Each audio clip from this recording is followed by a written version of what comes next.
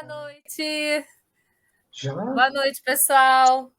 Estamos aqui mais uma terça-feira, às 20 horas, para estudarmos mais um capítulo do livro Nos Domínios da Mediunidade. Estamos aqui muito felizes, né? E quem vai fazer a oração inicial hoje, para a gente poder iniciar o nosso estudo? Eu fiz a inicial semana passada e o João fez a final. Vamos trocar, João? Pois não, que assim seja para a glória de Deus. Amém. Convido você, primeiramente, boa noite. Convido você, meu irmão, que está sintonizado conosco aqui no Facebook, no canal do Centro Espírita Paulo de Tarso, Três Pontas, que você, neste momento, respire profundamente, que olhe para dentro de si numa atitude de busca, de apaziguamento interior.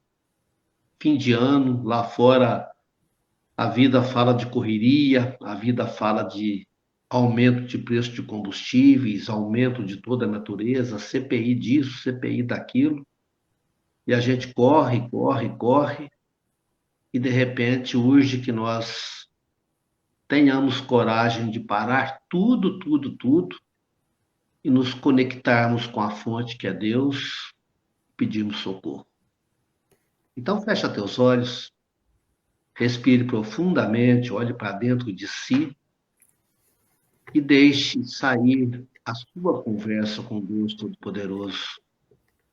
Divino Jesus, irmão amado, irmão querido, nosso guia nesta grande caminhada em direção ao Pai, aqui estamos diante de Ti, servos que somos, mas servos inúteis, procurando o seu consolo, procurando a sua orientação, procurando o seu carinho de irmão mais velho, que nos guia, que nos orienta.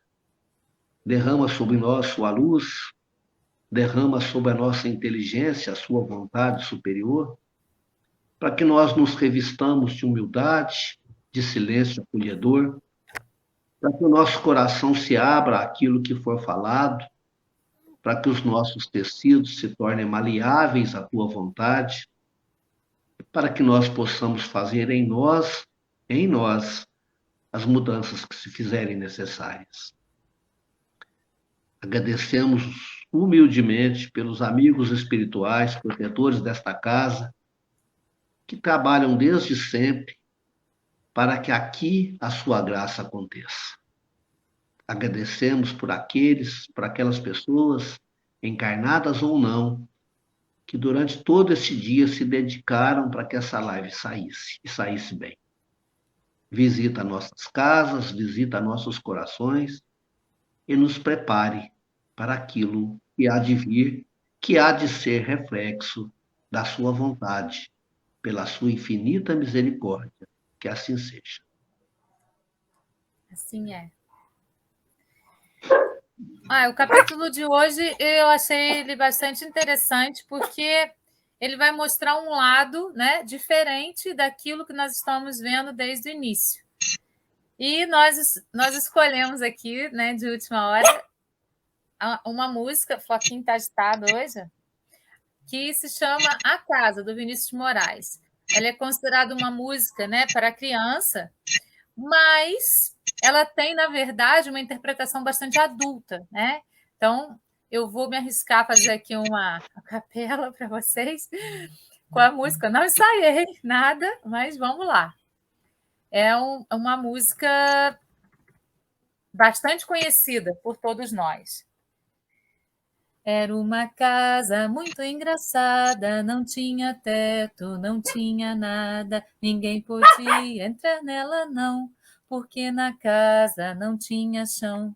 Ninguém podia dormir na rede, porque na casa não tinha parede. Ninguém podia fazer pipi, porque penico não tinha ali. Mas era feita com muito esmero na Rua dos Bobos, número 0. Aí vocês devem estar se perguntando, né? O que essa música tem a ver com tudo que a gente vai falar?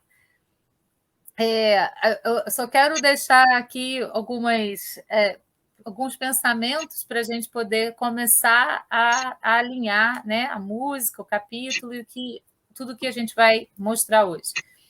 Tudo que André Luiz trouxe para a gente.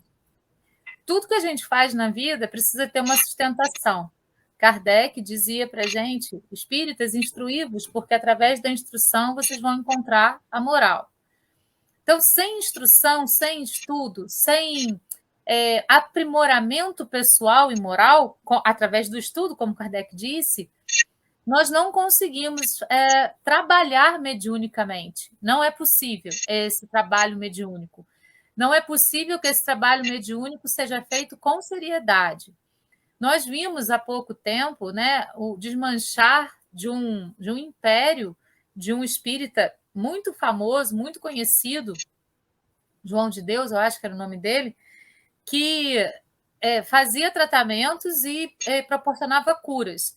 As curas proporcionadas, na verdade, não eram por conta dele, né, da espiritualidade dele, mas pela fé que as pessoas tinham em ir até lá. Só essa fé já trazia a possibilidade da cura dessas pessoas a partir da fé que elas tinham, e não daquilo que ele proporcionava às pessoas, porque nós vimos, né, que ele fazia coisas que não eram endossadas pelo espiritismo, nem pelo espiritismo, enfim, de Kardec ou as mesas brancas da Umbanda, não é endossado, né? Então, é sobre esse aspecto que a gente vai trabalhar hoje, né? A questão da seriedade na mediunidade e no trabalho mediúnico. Nós sabemos que todos os seres humanos são médiuns, sabemos disso. Então, quando alguém pouco instruído descobre essa capacidade, desconhecendo que é uma capacidade de todas as pessoas, muitas vezes se aproveita disso para fins pouco produtivos. Só que isso não traz frutos positivos para essas pessoas que utilizam a mediunidade dessa forma. Floquinho. Mas, em contrapartida, sempre há um espírito de luz, um espírito amigo, protegendo aquelas pessoas que vão em busca disso. Então, a música é justamente por conta dessa... Floquinho, por conta dessa falta de estrutura, né? Dessa desestruturação. No final, ela fala, mas era feita com muito esmero na Rua dos Bobos, número 0. Então, na Rua dos Bobos, número 0, ou seja, era uma ilusão, na verdade, não existia aquilo, não tinha sustentação, não havia paredes, não havia nada, na verdade, não tinha estudo, não tinha sustentação, não tinha engenharia, não tinha arquitetura, nada, era uma ilusão, a casa era uma ilusão, assim como essa mediunidade utilizada de modo negativo também traz ilusões, também traz coisas controversas para a vida de todos aqueles que participam dessa proposta.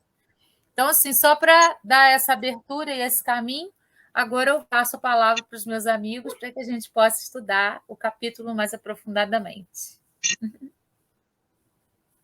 Pois é, gente. Antes que o Rodrigo empurre para mim, eu já vou pegar, viu, Rodrigo? Passei na frente dele sem perguntar se ele queria falar. O capítulo de hoje é um capítulo até que amedronta um pouco. Não amedronta assim, porque ele nos coloca para fazer uma grande viagem. Porque o ser humano, todos nós somos convidados a fazer uma imensa viagem de apenas 30 centímetros, que é uma viagem do entender aqui e depois trazer para cá, do cérebro para o coração. É a viagem mais longa. É a viagem que eu sou obrigado a compreender aquilo que não estou fazendo de certo para tomar a decisão da corrigenda e depois implantar isso no meu coração para que deixe de ser uma realidade vigiada e se transforme numa realidade prazerosa, que se faz com gosto, que se faz com adesão voluntária, digamos assim. O que acontece no capítulo de hoje? como nós já falamos na semana passada, o tempo do André e do Hilário já está praticamente terminando, o Aulus já não dispõe de tempo para eles e eles já estão se despedindo. O treinamento deles está chegando ao fim. Mas o Aulus resolve levá-los para uma situação em que está acontecendo uma mediunidade, digamos assim, às avessas. Eles são levados para uma casa, para uma sala, e nesta sala, tanto os encarnados como os desencarnados presentes são espíritos de baixíssima vibração. Eles estão... a evolução, o aspecto evolutivo deles é muito, muito, muito baixo. Apenas uma única personagem que está ali, o irmão Cássio, que é um ser de luz desenvolvido, já um pouco desenvolvido, que está ali tentando trazer um pouco de discernimento para aqueles espíritos que estão, digamos assim, embarcando num caminho errado.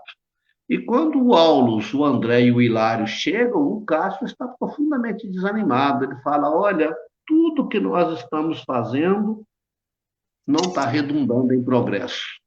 Nós estamos oferecendo livros, estamos oferecendo ensinamentos, estamos oferecendo passes, mobilizando tudo aquilo que é possível. Apesar disso, o teimoso amigo que está aí continua usando a sua mediunidade para conseguir dos espíritos menos esclarecidos que eles trabalhem para ele, né? E aí, o Aulus busca confortá-lo, né? Busca falar, mas ele está tão um pouco chateado. E o local, a situação, ela é de baixíssima vibração. Fluidos desagradáveis estão ali, e dois médiuns dão um caminho para espíritos também nada nobres, que estão ali se comprometendo com tarefas não muito edificantes. A primeira pessoa que chega, o fenômeno da psicofonia é muito intenso, tem muita fala, e uma pessoa que chega ali, o encarnado, chega pedindo, exigindo que seja resolvida uma situação envolvendo dinheiro. Ele fala, olha, você tem que me ajudar, tem que liberar aquele dinheiro lá, porque a situação... O outro chega reclamando um emprego, ele quer um emprego e o emprego não está sendo... O patrão não está muito favorável, ele quer que o patrão seja impelido a aceitá-lo, a gostar dele na marra, e as exigências são do mais baixo, são materiais, são exigências emocionais, são exigências não muito nobres. E tão ruim a vibração que o André se desencoraja de ficar ouvindo aquilo, e eles começam a conversar entre si, eles começam a perguntar. Aí o André pergunta, olha, será que esses homens e estas mulheres que aí estão teriam coragem de pedir para seus amigos encarnados a mesma coisa que eles estão pedindo para os espíritos? Será que eles não percebem que estão ultrajando a oração e a mediunidade para fugir dos problemas que lhe dizem respeito? Será que eles não dispõem, por acaso, de veneráveis conhecimentos para mobilizarem seu cérebro, a sua língua, seus olhos, seus ouvidos, suas mãos e seus pés no aprendizado enobrecedor? Ou seja, será que as pessoas não percebem que são elas que têm que fazer o trabalho que lhes é devido e que não é muito inteligente, nem muito sábio colocar os espíritos para trabalhar por eles? E aí vai começar uma conversação, e esta conversação vai mostrar o perigo desta prática, que, aliás, é muito difundida entre nós. E aí a música, que eu particularmente conhecia, mas quando a Valéria falou, porque eu procurei música de todo lado, hoje não achei, hoje eu fui vencido, né? A Valéria fala da música, e era uma casa muito engraçada. E eu fico pensando no quanto que, às vezes, a nossa fé é engraçada. A gente quer evoluir, a gente quer progredir, a gente quer avançar, mas quer avançar sem esforço. Nos oferece um livro para ler, aqui em casa mesmo está cheio de livro que eu compro para ler, eu acho que eu estou achando que só de comprar o livro ele vai vir para mim por osmose. Amanhã eu começo a leitura e não leio, amanhã eu começo e não leio. Hoje eu vou orar mais intensamente, e oro aquela oração michuruca. Acho que o que acontece comigo acontece com vocês também. Nós deixamos muito facilmente as coisas do mundo tomarem conta da nossa vida espiritual. Né? A gente deixa com muito... Então, é uma casa muito engraçada, mas o engraçado aqui, o engraçado entre aspas, engraçada no sentido triste. Na verdade, é uma casa muito triste. Ela não tinha teto, não tinha nada. O nosso teto é Deus. Mas Deus não nos invade. Deus não violenta a minha vontade. Deus não abre a porta de fora para dentro. Ele precisa que eu abra a porta e o convide. Nenhum espírito nobre procede mudanças na minha vida se eu não o convidar. Os não nobres, sim. Os não nobres aproveitam qualquer brecha de baixa vibração, se assenhoram de mim e me manuseiam à vontade. Claro que eu deixo manusear. Mas os nobres não. Os nobres esperam o convite. Os nobres esperam a súplica. É preciso que eu me abra em oração. Então, essa casa não tinha teto, porque ela não era pautada no auxílio digno à espiritualidade maior. Ela não tinha teto, não tinha nada, né? Era uma casa, ninguém podia dormir na rede. Eu fico pensando no tanto que é gostoso numa tarde de sábado, quando você já cumpriu as atividades da semana, principalmente eu que já estou meio com a barba branca, o corpo meio cansado, né? Eu me deito numa rede e fico gostosamente madornando, né? Esperando a hora passar, descansando. Mas naquela casa não havia tempo para descanso, porque os tratos negativos que se fazia com a espiritualidade criavam vínculos não muito enobrecedores que tiravam o sossego. Não dava para ficar em sossego, porque quem faz pacto com o lado de lá sem prestar a necessária atenção ao débito que se contrai, está assim tirando o próprio sossego, né? Como é que é a parte do chão, Valéria? Ninguém podia dormir nela, não? Como é que é? Ninguém podia... Peraí.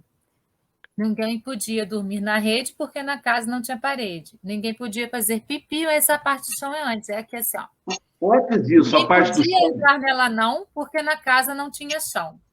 Gente, Ninguém quando a podia gente... entrar nela porque na casa não tinha chão. Olha só que construção. Tinha que ser Vinícius de Moraes, né, o poetinha, o poeta maior. Veja bem, gente, tudo quanto nós temos de sólido, tudo, sua família, seu emprego, seu lastro afetivo, a pessoa que você ama, tudo só perdura se for edificado em base sólida de respeito, de compromisso mútuo. Quando a mentira entra em cena, falta no chão. Ninguém podia entrar nesta casa porque ela não tinha sustentação, ela não tinha alicerce, ela nem existia como casa.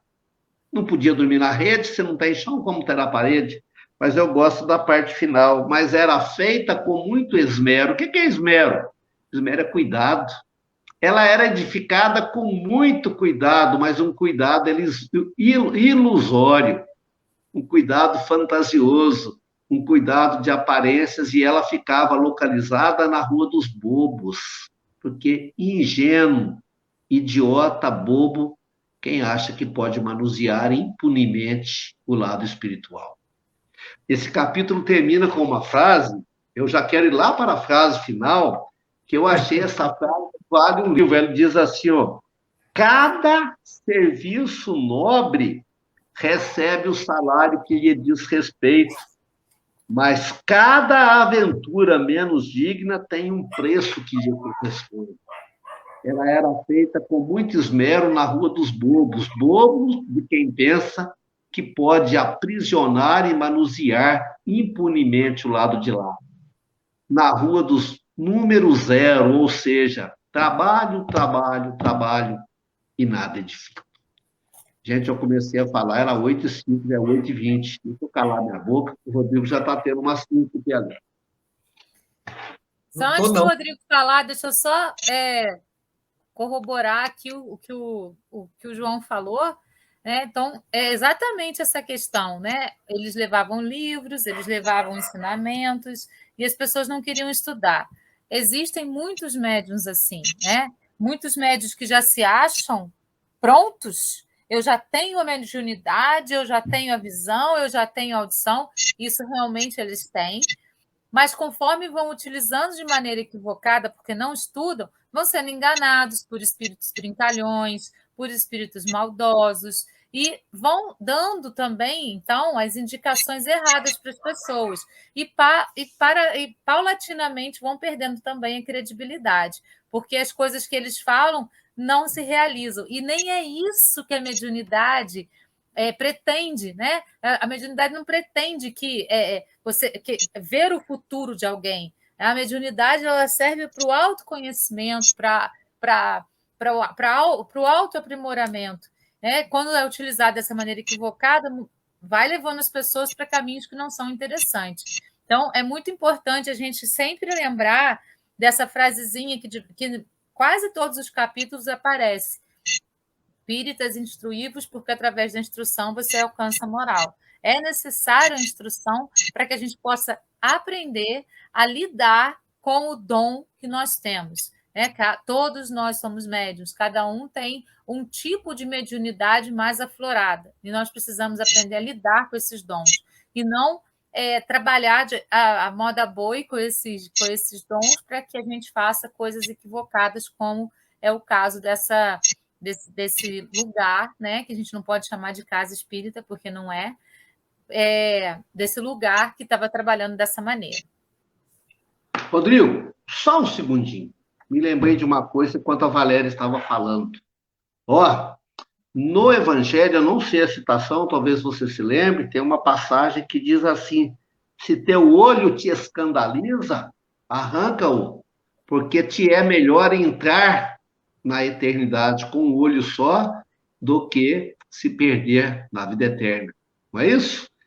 A citação não é bem essa. Aí eu fiquei pensando aqui, olha, agora faz sentido.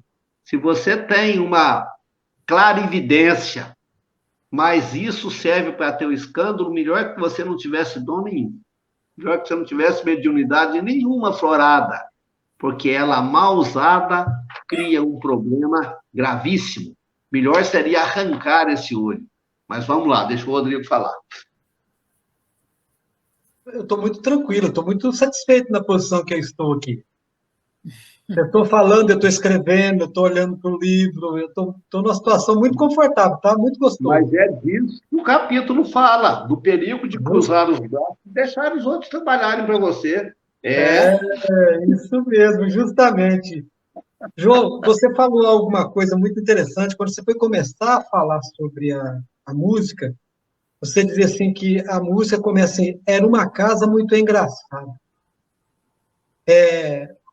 No mundo artístico, principalmente em Hollywood e essas grandes empresas cinematográficas, televisivas, costuma ser comum, de tempos em tempos, grandes atores, grandes artistas, humoristas, morrerem de depressão. Porque, né, até por força da função profissional de ser um ator humorista, corre o risco de, muitas vezes, eles terem que mascarar algumas situações para manter a alegria do público que os paga para tornar-se profissionais. Então, é muito engraçado. Significa, então, que a casa está sem chão, está sem teto, que é a casa de nós mesmos. Né? O Vinícius de Moraes, de vez em quando, ele dá algumas lições na gente, nas suas poesias maravilhosas. Essa casa muito engraçada é a nossa casa. Né? Jesus deixou bem claro, né? Sois templo do Espírito. E a minha reflexão sobre o capítulo, eu queria começar lembrando o último parágrafo de 3 linhas do último capítulo, que diz assim: em tudo vemos integração, afinidade e sintonia. E de uma coisa não tenhamos dúvida: através do pensamento, comungamos uns com os outros em plena vida universal. Então, essa suposta casa espiritual, aonde os encarnados e desencarnados comungavam objetivos comuns, né? Então, hoje, nós estamos vivendo um momento contemporâneo muito perigoso, onde em todo momento, seja em qualquer tipo de rede social, toda hora você vê, inclusive, autoridades espirituais falando: Deus vai bater a tua porta e vai dar a alegria e a fortuna que você tanto merece. A fortuna que nós merecemos, nós já recebemos. Nós já recebemos, que é a mediunidade, para comungar com o mundo espiritual, na dimensão carnal, e aqueles que são afinados conosco, que são nossos mentores, nossos guias espirituais, nossos anjos de guarda, a divindade mesmo, né? Deus, com a sua generosidade, já nos presenteou com isso. E o incrível, né? Esse capítulo já começa assim, de forma muito intensa. É como se nos últimos momentos da aula, nós que somos professores, às vezes nós passamos por isso. Você faz um planejamento e quando você olha para o relógio, faltam 10 minutos para acabar a aula, e você queria encerrar aquele conteúdo de forma bastante intensa. E é isso que está acontecendo com o livro, né? O Cássio, ele está lamentoso, porque o capítulo já mostra para nós, né, que há um ultraje na oração, há um ultraje na correspondência com os desencarnados, há um ultraje no trabalho que cada um de nós teria que desempenhar. Nós, orando, pedindo para que o nosso esforço no trabalho que nós escolhemos fazer, porque nós temos que desempenhar, né? Muitas vezes o fôlego já está acabando e nós sentimos que precisamos fazer algo mais. E quando nós estamos fazendo algo mais, que é prazeroso porque nos dá a alegria de fazer aquilo que nós estamos fazendo, fazer um pouco mais acaba sendo o pequeno mérito que nós almejamos. E engraçado que o André Luiz, ele deixa bem claro: o recinto, o ambiente, está revestido de fluidos desagradáveis e densos. Ou seja, aonde o pensamento está na negatividade, aonde o pensamento está no egoísmo, procurando acessar na espiritualidade somente benefícios para si mesmo, ele fica denso, ele fica com aspecto desagradável, o cheiro fica ruim, tanto que há médiuns que percebem cheiros diferentes quando estão em ambientes densos, ambientes negativos. Mas ter essa habilidade mediúnica apenas para eu tenho essa sensibilidade, ou eu consigo perceber isso, não é um uso tão nobre. É necessário identificar e trabalhar para aquilo que se mude. Então, é um capítulo assim de uma riqueza, e você brincou agora comigo, e é verdade. Por exemplo, eu estava confortável, vocês estavam fazendo a reflexão, e eu estava aqui aprendendo. Mas no mesmo momento que eu estava aprendendo, eu estava tentando usar o meu pensamento como oração. Feliz, me sentindo enriquecido. Mas se eu ficar no ócio, porque o capítulo fala isso, né? Que o espírito desencarnado que estavam ali tinham algum conhecimento mediúnico da espiritualidade maior, mas eram espíritos ociosos, ou seja, espíritos preguiçosos. E aí você lembrava que você tem vários livros, João, e que você não os está lendo. Mas como eu te conheço, eu sei que isso é uma exigência que você se faz, porque você quer cada vez ler mais e cada vez saber mais. Eu sei que você lê muito, mas o teu nível de exigência te diz, pô, comprei mais um livro e não estou conseguindo ler. Ganhei um livro e não estou conseguindo acompanhar. Peguei emprestado e não estou dando o devido valor ao empréstimo. O capítulo também fala isso, ele fala assim, mostra penoso quadro em que espíritos medianamente esclarecidos, mas médios ociosos, exploram espíritos desencarnados de condição inferior. Ou seja, são espíritos que ainda estão vivendo a realidade carnal de que eles foram despedidos com a morte. Eles ainda não conseguiram acessar a realidade espiritual que eles podiam ter acessado. A realidade espiritual maior, eles não conseguiram acessar porque eles estão ociosos, eles estão preguiçosos. Trabalho dá trabalho. Crescer dá trabalho. Crescer cansa. Tudo que é evoluir despende esforço, despende trabalho, despende dedicação. E tudo isso pode ser prazeroso, desde que o meu objetivo seja alcançar algo maior que aonde eu já estou.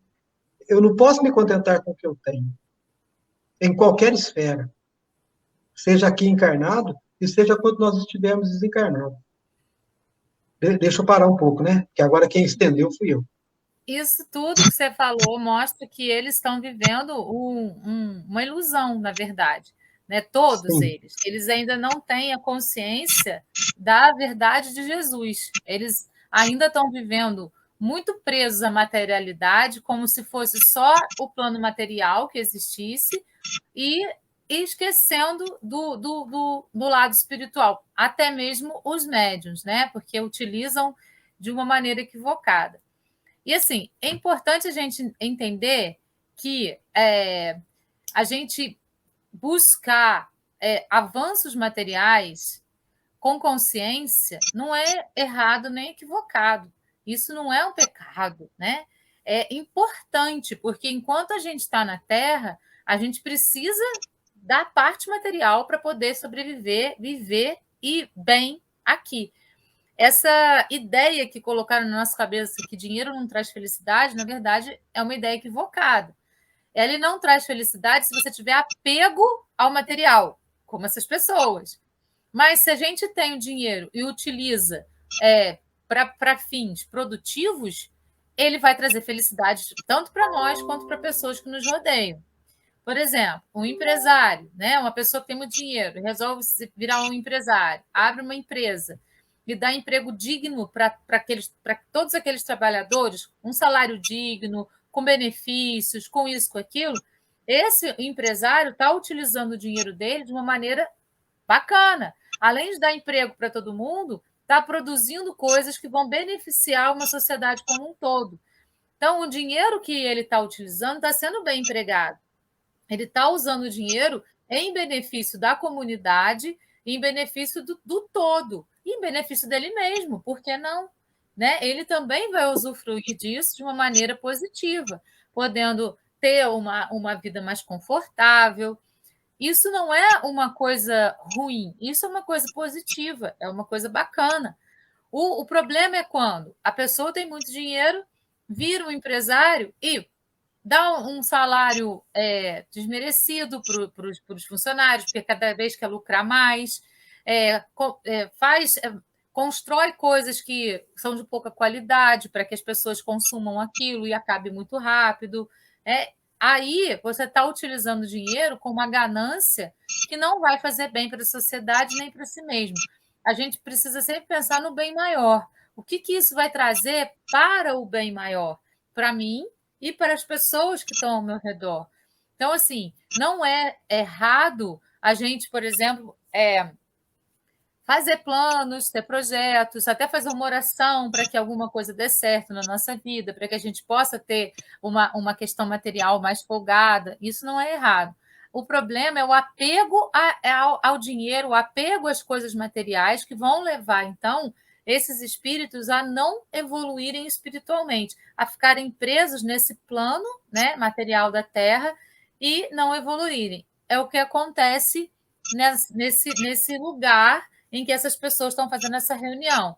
Tanto os médiuns, as pessoas que atendem mediunicamente, quanto aqueles que vão procurar, têm uma arrogância muito grande de achar que tudo tem que se resolver por um passe de mágica. Como o João falou, sem um trabalho próprio, sem um exercício próprio, sem um empenho próprio para que aquilo possa, então, se realizar na vida. A gente precisa sempre ter essas programações, esses projetos para que as coisas se realizem. Então, não é errado, não é equivocado ter condições financeiras e nem trabalhar para que isso aconteça na nossa vida. Sabendo utilizar o dinheiro, ele pode ser muito bem-vindo na nossa existência. O próprio Chico Xavier e o Divaldo Franco, sem dinheiro, eles não poderiam ter feito nada, absolutamente nada. Né? Então, como eles não tinham dinheiro, o que a espiritualidade deu para eles de presente? A psicografia. E eles, então, venderam muitos livros maravilhosos que fizeram bem para a sociedade como um todo. Se eles fossem médiuns pouco instruídos, moralmente pouco evoluídos, eles poderiam ter usado todo esse dinheiro em benefício próprio. Mas o que eles fizeram? Eles utilizaram todo esse dinheiro em benefício do bem maior. Tanto o Chico Xavier quanto o Divaldo Franco fizeram trabalhos lindíssimos com esse dinheiro recebido por conta da vendagem dos livros. Então, o dinheiro move a Terra e o dinheiro é energia. É muito importante a gente ficar bem atento a isso. Tudo que existe no planeta é energia que está densa e que então se torna matéria no mundo. O dinheiro é uma energia de troca que pode ser muito positiva, dependendo da intenção dessa troca, ou muito negativa. Então, a intenção que a gente põe no dinheiro é que vai fazer com que ele seja positivo ou negativo para a nossa existência. E é nisso que a gente também precisa pensar, não só no dinheiro, como em tudo, né? Tudo que é material. Vai fazer bem ou mal para a gente, dependendo da intenção. A gente viu isso no capítulo anterior, né? Quando eles materializavam os objetos para poder, então, trabalhar através daqueles objetos, voltar a algum lugar. Quando o apego é muito grande à questão material, isso faz com que a pessoa fique presa naquilo. Quando aquele bem material traz uma lembrança positiva, aquilo é bom para a pessoa. Então, tudo vai depender da intenção que a gente coloque nessa questão material. Nesse caso, a intenção deles era uma intenção não muito nobre. Por isso, aqueles espíritos se afinavam no pensamento também. Né? A gente trabalhou essa ideia de que o pensamento das pessoas, eles vão estar, eu vou estar onde o meu pensamento se afina com, certo? E essas pessoas estavam também ali num lugar onde os pensamentos se afinavam. E isso aí a gente pode tirar como lição, porque quando a gente desencarnar vai ser assim, nós vamos para onde o nosso pensamento se afina. Então a gente precisa orar e vigiar os nossos pensamentos para que eles sejam cada vez mais positivos, cada vez mais pertinentes, para que a gente possa, então, nos afinar com pessoas, com espíritos que tenham esse mesmo tipo de pensamento. É isso. Também desandei a falar. Tem uma segunda parte do capítulo que é muito interessante. Quando o Aulus está explicando para o Hilário e o André, ele fala assim, olha, esses espíritos, esses encarnados e desencarnados que fazem uso deste comércio, porque é um comércio. Os irmãos encarnados prometem presentes, prometem situações para os desencarnados para que eles realizem trabalhos para eles. Então, é uma barganha, uma troca, né? Então, fala, essas pessoas, eles praticam 4 atividades. Ele não fala, ele não enumera, mas eu enumerei aqui. Primeiro, eles abusam da oração. Eles usam a oração, a espiritualidade de uma forma equivocada.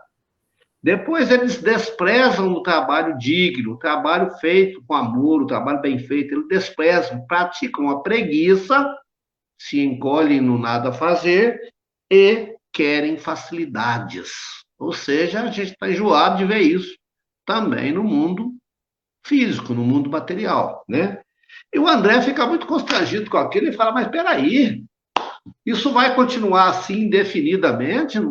Aí o Aulus dá nele um puxão de orelha, eu fiquei até imaginando a cena, o Aulus diz para ele, André, a sua dúvida está fora de propósito, você tem conhecimento suficiente preste atenção agora, você para perceber que a dor é o grande ministro da justiça divina. Ele fala claramente, olha, quem foge ao trabalho sacrificial da frente encontra a dor pela retaguarda. Ou seja, se você não faz no tempo certo aquilo que precisa ser feito, pode esperar, a dor virá. A gente vê isso todo dia. A gente conhece ditados, cara. Tudo que aqui se faz, aqui mesmo se paga. E eu não sei se a gente é mais ou menos que nem aquele caso da casa que a Valéria trouxe para a gente na música. A gente acha tudo muito engraçado e não percebe, né?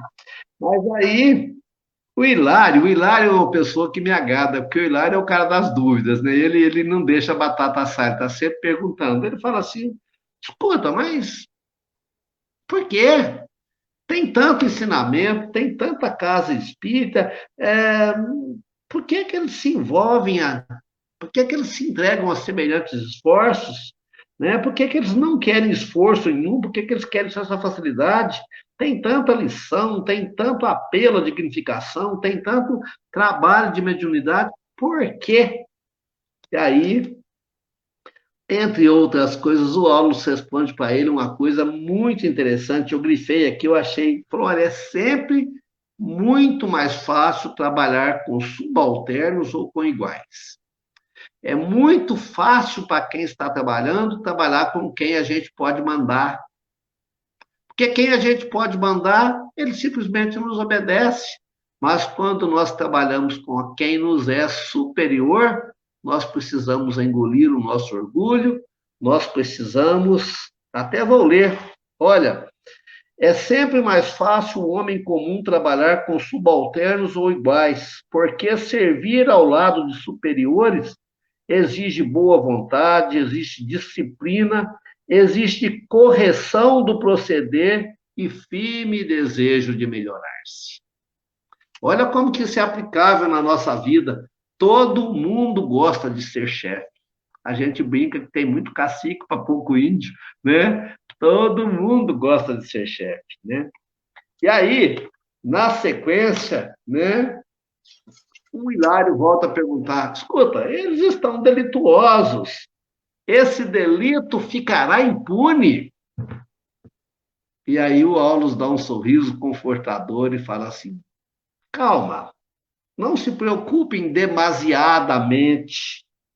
Quando o erro procede da ignorância, quando é uma ignorância bem intencionada, a lei prevê recursos indispensáveis ao esclarecimento justo no espaço e no tempo. Porque a genuína caridade, qualquer que seja ela, a caridade sempre deixa seus frutos. Mas, se o abuso é deliberado, se eu sei que estou abusando, e ainda assim abuso, aí não faltará corrigenda. Gente, isso é muito sério, porque a gente tende a encostar o corpo, sim. A gente tende, mesmo as pessoas mais esclarecidas, outro dia eu estava falando no Centro Espírita 13 de outubro sobre o filho pródigo. E eu propus para eles uma reflexão diferente. Falei, já pararam para pensar que nós somos a um só tempo o filho pródigo e o filho que ficou? Já pararam para perceber que em determinados momentos nós somos aquele cara que não se preocupa muito em fazer as coisas certas, que vai, gasta imoderadamente aquilo que não é seu? Aquele cara que, lá no texto evangélico, fala que ele vai viver com amigos em festas, se divertir com meretrizes. Já pararam para perceber que as meretrizes do mundo nos acompanham, que nós gostamos muito da lei do menor esforço, que deixamos tudo para depois? Será que é por ignorância ou será que é por corpo mole? E a Valéria puxa a nossa orelha toda santa semana. Instruí-vos. Então a Bíblia fala com muita clareza. Para quem muito foi dado, muito será pedido. Para quem recebeu muito, a cobrança é maior. Eu gosto de pensar num Deus misericordioso. Eu gosto de pensar num Deus que é amor, num Deus que oferece chances. E eu não gosto de ficar pensando muito nos erros que eu fiz passado, não, porque isso me traria a culpa, que também já foi tão mencionado. Eu gosto muito da frase do Chico: o que já passou, já passou. E agora, o que eu posso fazer com o que está vindo pela frente? Cabe aqui uma linha de raciocínio bem interessante, né? Um dia, para fechar, eu não quero falar mais nada hoje, eu quero falar só isso. Um dia eu estava lá trabalhava no Senai nessa época, foi uma fase difícil, muito difícil financeiramente para mim, e eu estava aguardando o ônibus para voltar para casa. Sabe quando você está cheio de preocupações? Chovia. O ponto de ônibus estava saturado de gente, pessoas se acotovelando, tentando se proteger da chuva, e eu estava ali com a cabeça protegida, mas a chuva me molhava os pés e eu estava muito mal-humorado. E, de repente, quem escreve tem disso. Eu entendo hoje que é um exercício de psicografia, de repente me deu muita vontade de escrever. E eu peguei a pasta, tirei um papel da pasta e, meio torto ali, eu compus um poeminha que eu queria dizer para vocês, porque, de repente, ele é ilustrador para esta noite. Ele diz assim: estou de volta para casa, lembrando que esta casa, que eu vou retomar, é a casa espiritual. Estou de volta para casa, cansado da lida, pisando a avenida que a vida criou. Meus passos incertos acusam cansaço, mas trago nos braços o pouco que eu sou. Um dia parti contente, querendo ser diferente, querendo tudo e bem mais. Criei um mundo só para mim, mas hoje, perto do fim, só quero um pouco de paz. Nesta viagem tão longa da mente para o coração, apenas a solidão aceita comigo andar. Quero voltar para o meu eu. Por favor, abram a porta. Longo caminho de volta, eu quero recomeçar. Eu penso que essa deve ser a nossa postura. Eu quero recomeçar todo santo dia. Eu quero fazer melhor do que ontem. A minha mensagem vai ser sempre de otimismo. Eu creio num Deus redentor, misericordioso e bondoso. Paro de falar agora. A hora que você falava sobre ignorância, né? Aí você citou que a Valéria toda semana fala para nós, né? Orai, vigiai, instruí-vos. Eu pensava aqui que, na nossa ignorância, nós não percebemos com quem nós nos afinamos e achamos que todos os lugares que nós estamos são os melhores. São, podem ser, porque nós temos muita boa intenção, mas é bom, então, instruirmos para evitar a ignorância de estarmos sempre nos associando aos mesmos tipos de ambiente. Porque o André e o Aulos, eles falam isso no capítulo, eles dizem assim, que o ambiente que, ora, eles estão, pede compaixão. E eles dizem que a situação ali encontrada é produto natural da ignorância viciosa em todos os tempos da humanidade. Então, é nós estarmos tentando um acordo, tentando um contato. E isso acontece em todos os tipos de relação espiritual que nós, seres humanos, fazemos dentro dos nossos templos, né? E aí, você citou uma frase que eu tinha escrito aqui, João, que está no capítulo, que eu acho que eu fiquei encantado com ela também. Assim, a dor é o grande ministro da justiça divina. Eu queria me atrever aqui e dar uma outra função à dor também. A dor é o grande ministro da educação divina também. Porque pela dor nós aprendemos muito. Um bom psicólogo, um bom psicanalista, uma pessoa de intuição bastante profunda, é capaz de entender a dor que passa no coração de um irmão pelo tipo de prece que ele faz, pelo tipo de fala que ele pronuncia.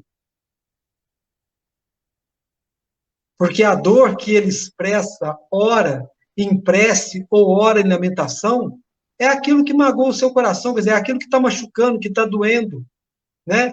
Então, neste capítulo, nós vemos várias pessoas que estão passando por dificuldades, mas que ociosamente não querem o trabalho. Se escondem atrás da ignorância para pedir de forma errada. Então, a dor está mostrando que a justiça divina vai fazê-los voltar, né? Porque o que nós falamos agora mesmo, quem foge do trabalho sacrificial da frente encontra a dor pela retaguarda. Ou seja, a dor fez voltar. Que nós estamos repassando aqui e não temos conhecimento do que aconteceu no nosso próprio pretérito, é uma educação. É uma educação, né? Então, assim, cada qual desperta depois do túmulo na posição que procura para si. Então, procurar a instrução, procurar a oração, não significa deixar de viver as coisas naturais da vida.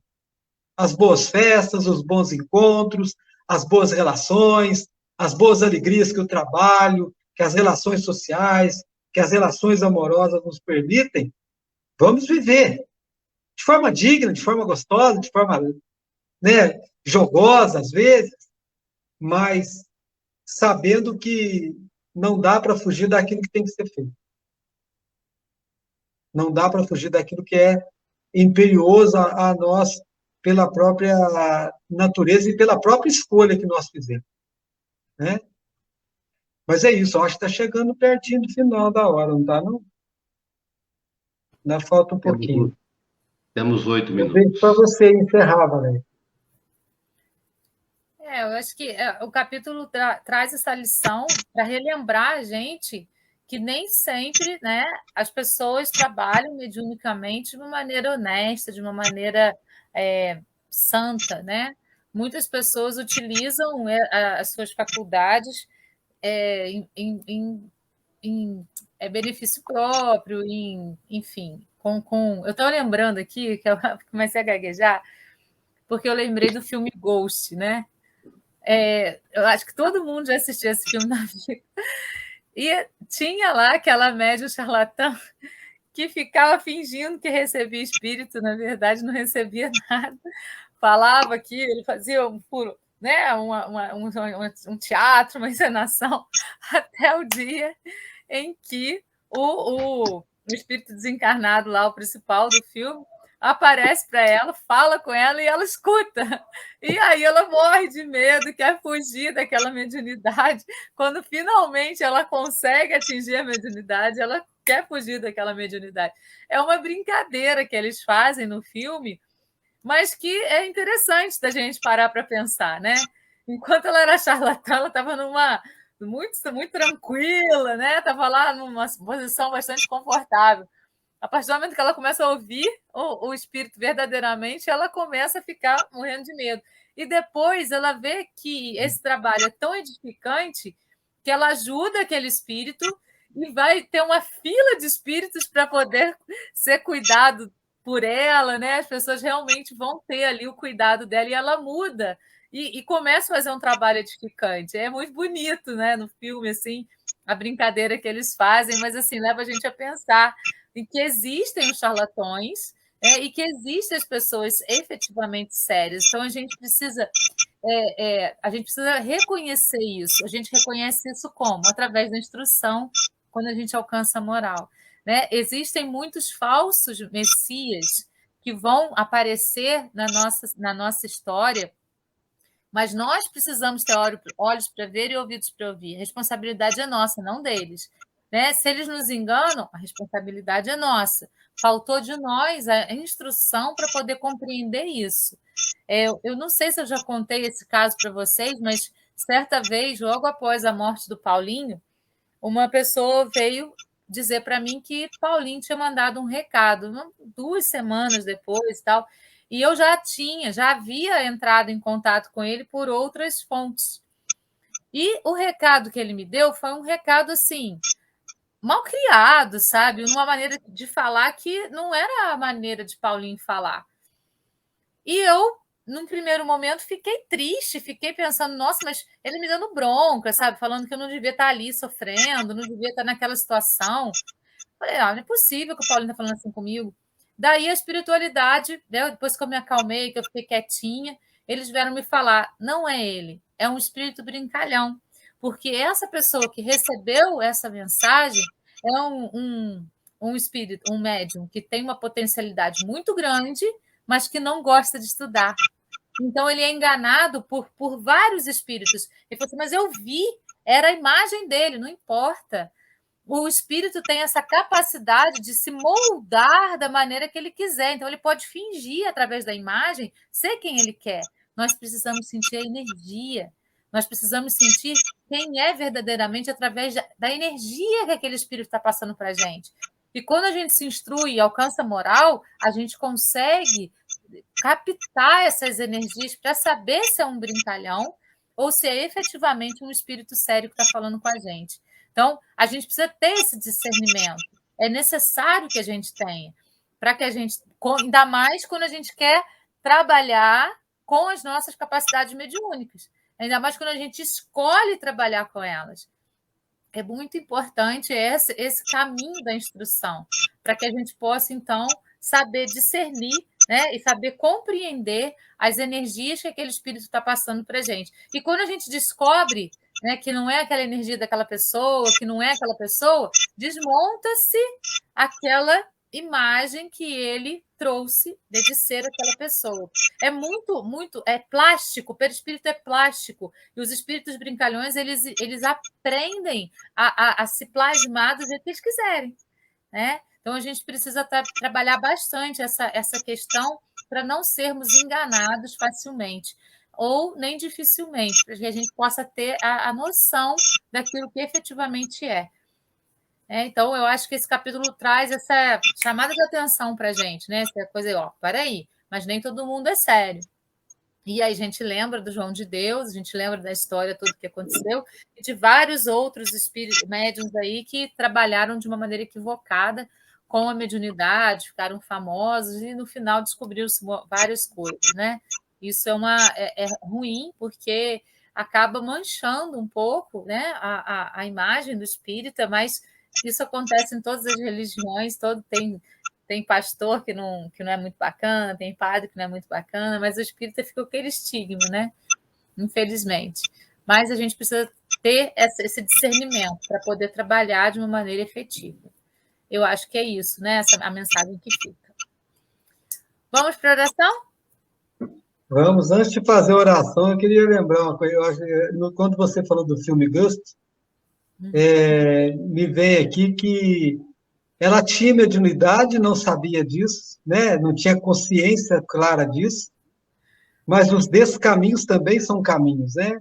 Ela tinha, não sabia, o Patrick lá vem e faz que ela perceba, então, quando o trabalhador está pronto, o trabalho aparece, né? Depois de todo o susto, ela se encontra e começa realmente a fazer um trabalho bacana. E é isso, né? Enquanto você vai procurando, à medida que você vai se preparando, os trabalhos vão se alojando na sua frente de acordo com as suas capacidades e preparo, né? Sim. Mas vamos lá, então, para a nossa oração. Agora sou eu, né, João? Sim, sim. Então tá, vamos lá. Queridos amigos e amigas que estão nos acompanhando, e aqueles também que depois, por algum motivo, vão poder acompanhar-nos em outro dia, em outro horário,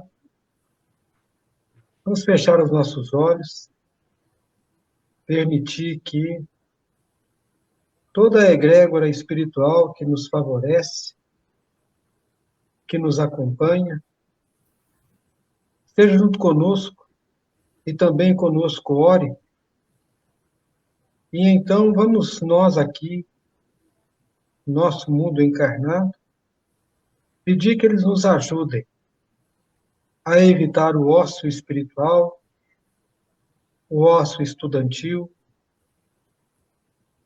que eles nos ajudem e nos inspirem a sempre estarmos buscando trabalhar, dedicar um tempo do nosso dia na busca do nosso próprio aperfeiçoamento, para que o mundo de regeneração que se avista aos nossos olhos espirituais possa acontecer